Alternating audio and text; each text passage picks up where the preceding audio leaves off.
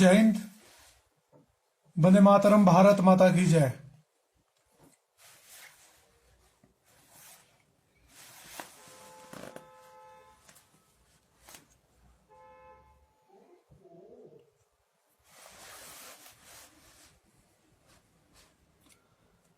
मेरे प्यारे देशवासियों, आज का ये दिन हम सभी के लिए न जाने कितने जख्म दे गया, कितने घाव दे गया। मेरे प्यारे देशवासियों, आज जम्मू कश्मीर के पुलवामा में हुए आतंकी हमले में हमने अपने देश के 40 सपूतों को खोया। हम ये जख्म हर दिन हर रोज खाते आ रहे हैं। बड़े दुख की बात है कि मेरे देश के जवान, मेरे सरहद के वीर अपनी इस मातृभूमि के लिए अपना सर्वोच्च बलिदान कर गए। हमारी आजादी के लिए, हमारे सुख चैन के लिए किसी मां ने अपना बेटा खो दिया, किसी पत्नी ने अपना सुहाग खो दिया, किसी बहन ने अपना भाई इस देश पर, इस मातृभूमि पर कुर्बान कर दिया। और आज जो लोग हमारे बीच में नहीं है, उन्होंने अपनी शहादत इस मातृभूमि के लिए दी। मेरे प्यारे देशवासियों, आप सभी का प्यार, आप सभी का आदर, आप सभी का स्नेह भारतीय सेना के प्रति बना है। ये पूरे देश के सैनिकों के लिए गर्व की बात है। लेकिन जब ऐसे मार्मिक पल हमारे जीवन में, हमारी जिंदगी में आए दिन ऐसी घटनाएं जम्मू कश्मीर में होती है, वो घटनाएं जो हमें अंदर तक झकझोर देती है। आज जम्मू कश्मीर के पुलवामा में जो आतंकी हमला हुआ, हमारे देश के सैनिकों के, मेरे सीआरपीएफ के भाइयों के शवों के चिथड़े उड़ा दिए गए। बड़े दुख की बात है, बड़ा सोचनीय और चिंतनीय विषय है। मेरे प्यारे देशवासियों, एक देश का सैनिक सदैव अपनी मातृभूमि के लिए अपना सर्वोच्च बलिदान देने के लिए तैयार रहता है। लेकिन अगर हमारे देश के राजनेता उस देश के सैनिक की शहादत पर राजनीति करते हैं, मैं उन्हें कहना चाहूंगा, आपको बोलने का अधिकार है, आप बोलिए। आप देश के राजनेता है, आप राजनीति कीजिए। लेकिन बात जब देश के सैनिक की आती है, उसकी शहादत की आती है, आप अपने परिवार, अपने बच्चों को, अपने किसी परिवार के सदस्य को देश की सरहदों पर भेज कर देखिए। बीच में कुछ एक नेता देश के सैनिकों के ऊपर, उनकी शहादत के ऊपर राजनीति कर रहे हैं। उन घटिया लोगों को शर्म आनी चाहिए। अगर उनका बेटा उस हमले में शहीद हुआ होता तो मैं कहना चाहूंगा, क्या वो आज भी राजनीति करना चाहते? ये बड़े शर्म की बात है, बड़े दुख की बात है। हिंदुस्तान इतना बड़ा गम झेल रहा है, इतना बड़ा आतंकी हमला हमारे देश के सेना के ऊपर हुआ और हमारे देश के 40 वीर अपनी शहादत का जाम इस वतन के लिए पिया। लेकिन वो सत्ता के चंद कीड़े, जिन्हें उस आतंकी हमले में भी अपनी रोटियां सेकने की पड़ी है, उन्हें शर्म आनी चाहिए। मेरे प्यारे देशवासियों, सैनिक सिर्फ देश का होता है, लेकिन आपस में इस प्रकार की अनाप शनाप बयानबाजियां करना, आज देश गम के माहौल में है और न जाने कितनी वेदनाएं उस मां को अपने बच्चे के गम में हो रही है। न जाने क्या उस हमारी बहन जिसका सुहाग उजड़ा है, उनके ऊपर क्या बीत रही है। और हमारे देश के बुद्धिजीवी कुछ एक राजनेता अपनी रोटियां सेकने के लिए इस प्रकार के घटिया बयानबाजियां कर रहे हैं। ये बहुत ही दुखद और चिंतनीय विषय है। मेरे प्यारे देशवासियों, मैं भारत सरकार से उम्मीद करता हूं कि जिस प्रकार उड़ी हमले के बाद भारतीय सेना ने सर्जिकल स्ट्राइक की थी, आज हिंदुस्तान फिर से ये चाहता है कि फिर से दूसरी सर्जिकल स्ट्राइक की जाए। अगर हमारे देश के, मेरी देश की सेना के 40 वीर शहीद हुए हैं, तो आज हिंदुस्तान को जरूरत है उन 40 के बदले 400 सर काटने की, उन आतंकियों को खत्म करने की। लेकिन मेरे प्यारे देशवासियों, कब तक हम ये घाव सहते रहेंगे? कब तक हम जम्मू कश्मीर में अपनों की अर्थियों को कांधा देते रहेंगे? बहुत हो चुकी मक्कारी, बस बहुत हो चुका हस्ताक्षेप। अब मुझे तो यह लगता है कि अगर दिल्ली की सरकारें अगर आदेश दें तो जितने आतंकी जम्मू कश्मीर में, ये सारे जितने भी अलगाववादी नेता जम्मू कश्मीर में रहे हैं, ये सारे उन्हीं के कुकर्मों का फल है। अगर कोई पत्थरबाज, और आज जिस आतंकी ने फिदायनी हमला किया और जम्मू कश्मीर के पुलवामा का वहीं पे, और जहां पे हमला हुआ वो आतंकी वहीं का। लेकिन जम्मू कश्मीर के लोग, वो सभी लोग देश के गद्दार हैं जो उन पत्थरबाजों को शह दिए जा रहे हैं, और वही पत्थरबाज आए दिन उन आतंकियों के साथ मिलकर के मेरी देश की सेना के ऊपर हमले करते हैं। मेरे प्यारे देशवासियों, भारतीय सेना आतंकियों को दबाने में, भारतीय सेना दुनिया किसी भी मुल्क से बदला लेने में सक्षम है। लेकिन जब इस प्रकार की घटनाएं मेरे देश में होती है और मेरे देश के नेता उन घटनाओं को राजनीतिक रुख देते हैं, उसके बाद मेरे देश के सैनिकों का मनोबल टूटता है। मेरे प्यारे देशवासियों, उड़ी हमले के बाद मेरी कविता कश्मीर तो होगा, पाकिस्तान नहीं होगा वायरल हुई थी। आप सभी का भरपूर प्यार सहयोग मिला था और हमें उम्मीद थी कि कभी दोबारा हमारे देश के गद्दार इस प्रकार के, हमारे देश के या जो आतंकी है वो कभी इस प्रकार की हिमाकत नहीं करेंगे कि हमारी देश की सेना के ऊपर सर्जिकल स्ट्राइक करने के बाद वो लोग फिर से इतनी बड़ी वारदात को अंजाम देंगे। लेकिन आज जो हुआ है वो आज नहीं, वो आए दिन भी हो सकता है। इतने सुरक्षा के इंतजाम होने के बाद भी अगर आतंकी सेना की गाड़ी के ऊपर हमला करते हैं, सेना के वाहनों को अगर शिकार बनाते हैं, ये हम सभी के लिए सोचनीय और चिंतनीय विषय है। मेरे देश के जवानों ने न जाने कितनी बार शहादत का जाम पिया हो, चाहे पठानकोट हमला हो चाहे उरी हमला हो चाहे आज पुलवामा में जो हमला हुआ हो, चाहे वो हो। हम लोग हमेशा शांति चाहते हैं। मेरे देश के सैनिक हमेशा लोगों के साथ अमन चाहते हैं। हमें कभी नहीं चाहते कि हमारी वजह से कोई बेगुनाह मारे जाएं। लेकिन आज वक्त आ गया हिंदुस्तान को कड़ा जवाब देने का। भारत के माननीय प्रधानमंत्री मोदी जी को अपना रुख पाकिस्तान के खिलाफ और आतंक के खिलाफ कड़ा करने का। मेरे प्यारे देशवासियों, अगर इसी प्रकार हमारे देश के सैनिक आए दिन मरते रहे, न जाने हमें कितने घाव हर रोज मिलते रहेंगे। मुझे लगता है कि आज के बाद अगर भारत सरकार की आंखें नहीं खुली तो मुझे लगता है कि कभी भी नहीं खुल पाएगी। चुनाव आएंगे, चुनाव जाएंगे।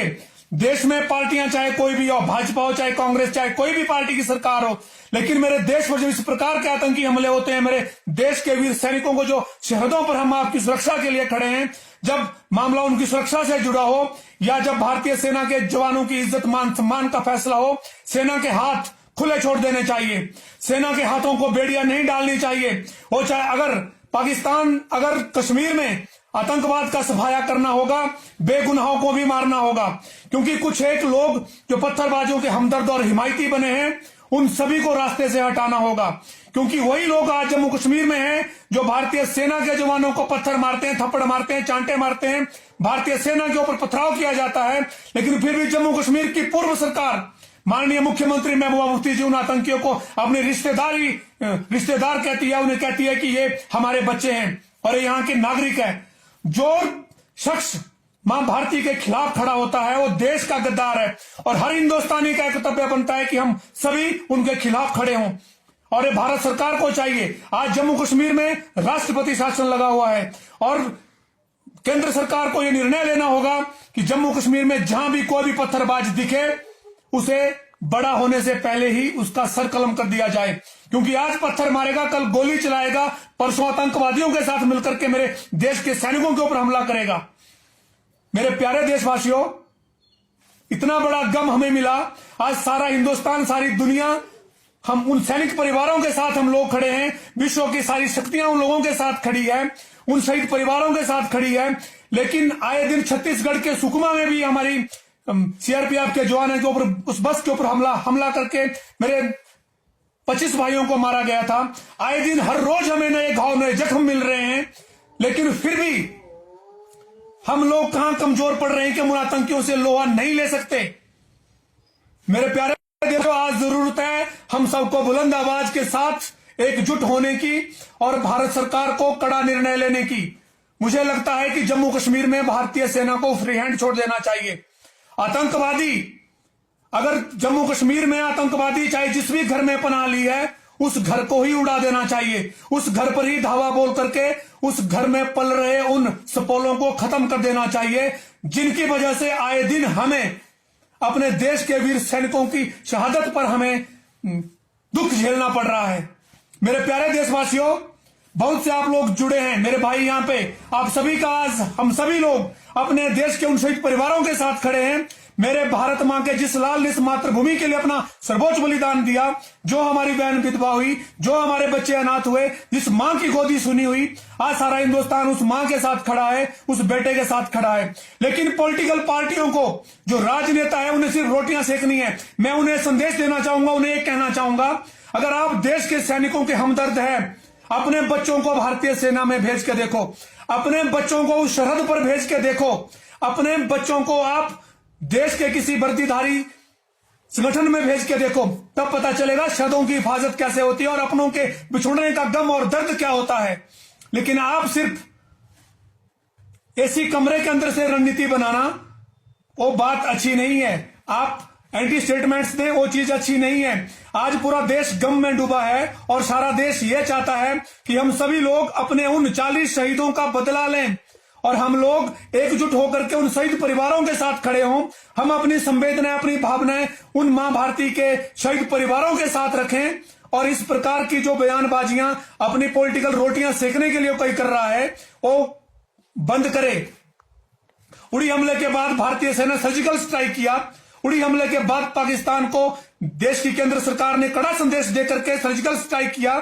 उसके ऊपर भी लोग सवाल खड़े कर रहे हैं। और आज जब इतना बड़ा दुख, इतना बड़ा दर्द हमें मिला और आज पुलवामा में आतंकी हमला हुआ, उसके बाद भी चंद पार्टियों के लोग, कुछ लोग जिन्हें सिर्फ राजनीति की पड़ी है, उन्हें कोई फर्क नहीं पड़ता, किसी का बेटा है, किसी का मरे, किसी का जाए। लेकिन जब अपना परिवार का अगर कोई मरता है, अपने परिवार का शहीद होता है, दुख सिर्फ उसी परिवार को होता है। 4 दिन के लिए लोग मीडिया में उन शहीदों के फोटो लगाएंगे, उन शहीदों की पोस्ट शेयर करेंगे, लेकिन 5वें दिन उस परिवार को ही वो गम झेलना पड़ता है, जो दुनिया का सबसे बड़ा गम उस शहीद परिवार को मिला है। उसके बच्चों को पूरी उम्र से, जिनके सर से बाप का साया उठ गया, उन बच्चों को सारी उम्र अनाथ जीना पड़ेगा। और उस हमारी बहन को, जो अपने सुहाग का इंतजार कर रही थी, सारी उम्र उसे विधवा होकर के जीना पड़ेगा। या उस मां को जिसकी कोख का एक ही लाल था, वो उसने इस वतन के लिए कुर्बान किया, उस मां को सारी उम्र बिना बेटे के जीना पड़ेगा। कितना बड़ा गम है, कितनी बड़ी शहादत है हम आपके लिए। अगर वो हमला अपने ऊपर नहीं सहा होता तो वो आतंकी किसी और को मारते। हम आप हमारी सुरक्षा के लिए मेरे देश के सैनिक खड़े हैं और हम आपके लिए मेरे देश के जवान हर रोज सरहदों पर शहीद हो रहे हैं। लेकिन फिर भी मेरे देश के कुछ एक राजनेताओं की, कुछ एक लोगों की सोच आज भी नकारात्मक है, मेरे देश के सैनिकों के खिलाफ है। जो इतना बड़ा दर्द इस देश के लिए अपना सर्वोच्च बलिदान देकर के लिए, अपने प्राण मातृभूमि के लिए त्याग कर रहा है, उस सैनिक के प्रति आप इतनी छोटी मानसिकता और छोटी सोच रखते हैं। आपसे घटिया लेवल का कोई लोग हो ही नहीं सकते। मेरे प्यारे देशवासियों, मैं उम्मीद करता हूं माननीय प्रधानमंत्री नरेंद्र मोदी जी से, आपके निर्णय हमेशा देश हित में कड़े रहे हैं। माननीय प्रधानमंत्री जी, आपने कड़े निर्णय इस मातृभूमि के लिए लिए, इस देश के लिए दिए। बहुत कुछ आपने अपने 5 साल में मेरे भारत को दिया। भारतीय सेना को आपने सशक्त किया, आपने भारतीय सेना के आधुनिकीकरण के लिए कड़े फैसले लिए। राफेल जैसा विमान भारतीय सेना में आना, अपाचे हेलीकॉप्टर जैसा भारतीय सेना में, चिनूक का भारतीय सेना में आना, भारतीय नौसेना के लिए कई कड़े फैसले लेना, हम आपके फैसलों का स्वागत करते हैं। और सर्जिकल स्ट्राइक जो उड़ी हमले के बाद हुई थी, आज भारत ये चाह रहा है कि एक सर्जिकल स्ट्राइक फिर से पार्ट 2 पुलवामा हमले के बाद भी होनी चाहिए। उन आतंकवादियों के खिलाफ अंतर्राष्ट्रीय स्तर पर भी कार्रवाई करनी चाहिए और पाकिस्तान जो उन आतंकवादियों का आका बना हुआ है, उसके खिलाफ भी अंतर्राष्ट्रीय अदालत से, अंतर्राष्ट्रीय स्तर पर आवाज उठा करके हम अपना पक्ष रखें। यार, भारत शांति प्रिय देश है। हमने हमेशा अपनी मातृभूमि के लिए, हमने सभी लोगों के लिए, हम सदैव वसुधैव कुटुंबकम को मान करके चले हैं। और हम सर्वे भवन्तु सुखिनः, सर्वे सन्तु निरामय, सर्वे भद्राणि पश्यन्तु, मा कश्चित् दुःख भाग् भवेत्। हम अपनी संस्कृति को बढ़ाने के लिए हम एक अहिंसा के पुजारी बनकर के आगे चले हैं। लेकिन जब इस प्रकार के हमारे देश में आतंकी हमले होने के बाद भी हम लोग इतना बड़ा गम अगर बिना चुप रहे सह जाएं, तो हमसे बड़ा शांति प्रिय भी कोई नहीं हो सकता। आज जरूरत है देश को कड़े फैसले लेने की, देश हित में अच्छे निर्णय लेने की और मेरे देश के सेना के लिए उन जवानों का मनोबल बढ़ाने की। और जब भी आह्वान होगा, आज देश की सेना के साथ पूरा देश खड़ा है। मेरे देश के बहुत से क्रांतिकारी युवा आज भारतीय सेना के साथ खड़े और सरहदों पर जाने के लिए तैयार खड़े हैं। जब कभी इस मातृभूमि के लिए आप एक बार आह्वान तो करो, बहुत से सरफिरे, बहुत से क्रांतिकारी युवा सरहदों पर बिना वेतन के जाने के लिए तैयार खड़े हैं। मेरे प्यारे देशवासियों, मुझे दिन में न जाने कितने मैसेज आते हैं, कितने मेरे देश के युवा मेरे साथ जुड़ने के लिए। मैंने अपना पेज पे नंबर डाला है, बहुत से युवाओं के हजारों युवा हर रोज मैसेज करते हैं, हम भी भारतीय सेना के साथ हैं और हम बिना वेतन के लिए, बिना भोजन, हम देश की सरहदों पर मां भारती की रक्षा करना चाहते हैं। लेकिन अंजाम चाहे जो भी हो, मेरे देश का हर युवा आज मातृभूमि के लिए अपना प्राण, अपना बलिदान देने के लिए तैयार खड़ा है। लेकिन जब वो देश का सैनिक अपनी मातृभूमि के लिए प्राण न्यौछावर करता है, मेरे देश के सभी 125 करोड़ देशवासियों का कर्तव्य बनता है कि हम आज पूरे जोश और पूरी ईमानदारी के साथ देश की सेना के साथ खड़े हो। मेरे प्यारे देशवासियों, आज का ये दिन हम कभी भी नहीं भूल पाएंगे और मेरी उन माताओं को भावभीनी श्रद्धांजलि है जिनके लाल इस मातृभूमि पर कुर्बान हुए।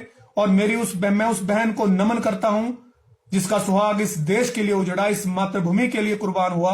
और मैं उस अनाथ बच्चे के सर पर से जिसके बाप का साया उठा, उसके लिए भी मैं ईश्वर से मंगल कामना करता हूं कि उनको आप इस दुख की घड़ी में इस सदमे से उबरने की ताकत दे, इस सदमे से उबरने की हिम्मत दे और उन शहीद परिवारों के साथ पूरा देश खड़ा हो सके।